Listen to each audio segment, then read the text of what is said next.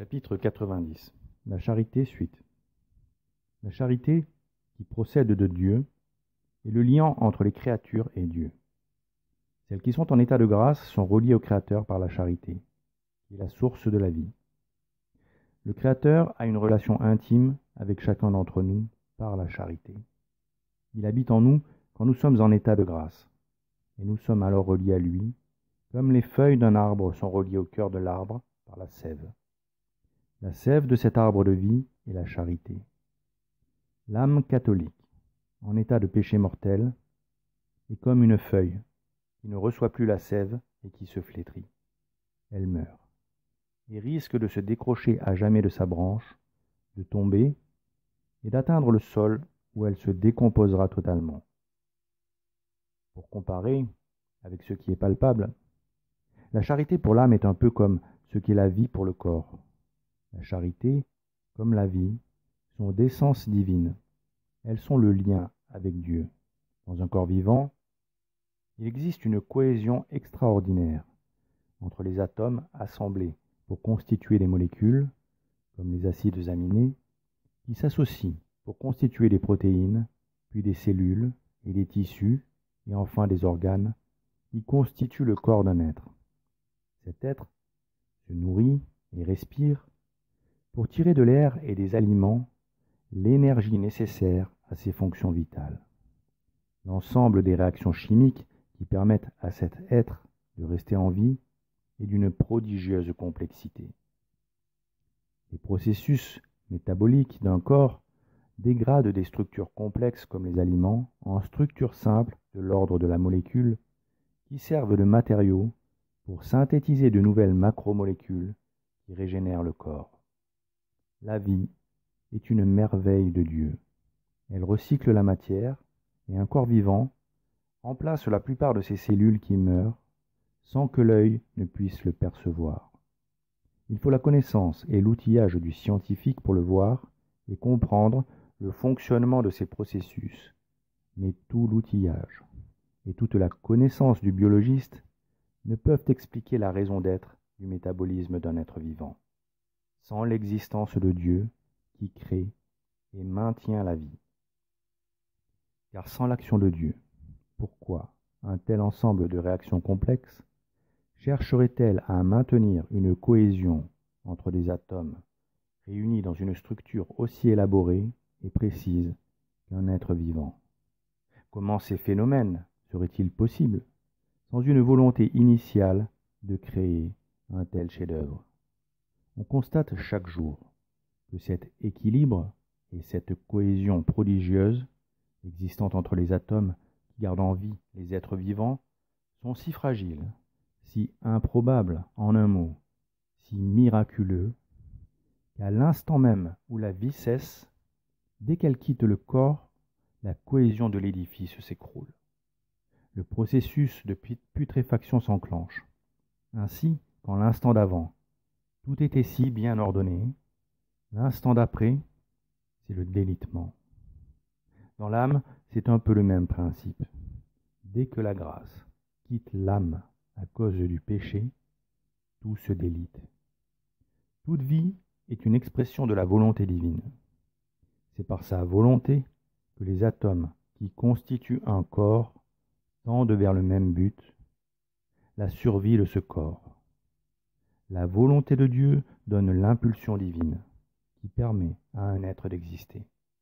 Puis, c'est sa providence qui distribue les grâces nécessaires à la vie physique, de la même manière qu'elle nous dispense les grâces qui nous permettent de vivre spirituellement. L'absence de la divine providence ne permet pas la vie. Or, l'absence de Dieu dans une âme va entraîner les mêmes effets dans cette âme que l'absence de vie dans un corps. Quand un esprit n'a plus ce lien de charité avec Dieu, il est comme un membre coupé, un élément du corps privé de vie, qui ne se régénère plus. Au contraire, vide de sens, il se disloque et s'abîme, se dégrade et entre en putréfaction. Le péché, en entrant dans une âme, commence à la détruire. Ce fait fut très flagrant chez les anges prévaricateurs. En effet, depuis que les anges apostats choisirent d'associer le principe de révolte à leur nature, en rejetant le Saint-Esprit et sa grâce sanctifiante, ils ne furent plus capables que d'une chose, détruire. Le péché est alors en quelque sorte devenu leur nature. Ils cherchent à contaminer les hommes, parce qu'ils ne peuvent rien faire d'autre, puisqu'ils ont refusé tout ce qui venait de Dieu. Puis, les seuls actes qu'ils peuvent commettre sont des actes qui entraînent la destruction, comme les tentations qui génèrent le péché. Ils ne peuvent rien créer, car par leur choix funeste, ils ont chassé l'Esprit Saint d'eux-mêmes. Or, seul Dieu insuffle la possibilité de construire. Les esprits malins ne cessent de se putréfier et de se corrompre à chaque instant un peu plus. Tous leurs actes sont mauvais et ajoutent à leur déchéance. Un péché en entraîne d'autres plus graves. Il se multiplie, s'accroît sans gravité et éloigne toujours plus de Dieu. Ainsi, l'âme prise au piège du péché s'enfonce toujours plus profondément dans la mort, car son âme est comme un corps mort, dont les chairs subissent les outrages de la putréfaction et sont rongées par la vermine. Plus le temps passe, et plus l'âme se dégrade et s'éloigne de l'image de Dieu. À l'inverse, une âme en état de grâce est sans cesse régénérée et fortifiée par Dieu qui vit en elle et qui sanctifie chacune de ses bonnes œuvres. Elle grandit et s'épanouit grâce au Seigneur qui déclara à une Samaritaine « Celui qui boira de l'eau que je lui donnerai n'aura jamais soif, car l'eau que je lui donnerai deviendra en lui une source d'eau qui jaillira jusque dans la vie éternelle. » Le choix délibéré des anges prévaricateurs procédait d'un manque de charité qui les a poussés à se glorifier de ce qu'ils étaient, à se rabougrir en se repliant sur eux-mêmes, au lieu de se développer en ouvrant leur cœur à Dieu. Ils se mentirent en se persuadant que le lien intime qui existait entre chaque ange et son Créateur était peu de choses, qu'ils allaient devenir comme Dieu en s'émancipant de lui et en devenant un être unique, affranchi de tous les autres. Ils voulurent croire à ce mensonge, croire qu'en brisant ce lien, ils auraient été un peu comme Dieu avant la création.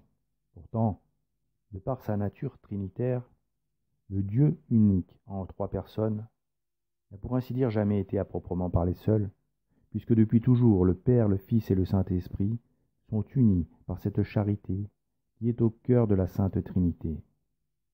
Or, s'il n'est pas aisé à nos esprits limités de concevoir ce qu'est la nature divine, qui est charité, le contenant que représente notre intelligence étant bien trop petit pour le contenu qu'est la compréhension de la nature de Dieu, les démons, en revanche, connurent, dès le moment de leur chute, le vide et la solitude, puisqu'ils ne furent plus reliés à Dieu par ce lien si fort de la charité. Chacun d'entre eux, depuis, est seul et vide. Il ne partage rien et subit tout ce qui vient des autres comme une agression. Il n'y a aucune complicité entre ces mauvais esprits, aucune fraternité, aucune compassion ou affection, rien. Ils ne se supportent pas, ils se détestent mutuellement. Ils sont uniquement tournés vers eux-mêmes, vers leurs regrets, leur haine, leur colère, le manque qu'ils ressentent au plus profond d'eux-mêmes, le mépris de ce qu'ils sont devenus et la douleur qu'engendre ce qu'ils ont perdu.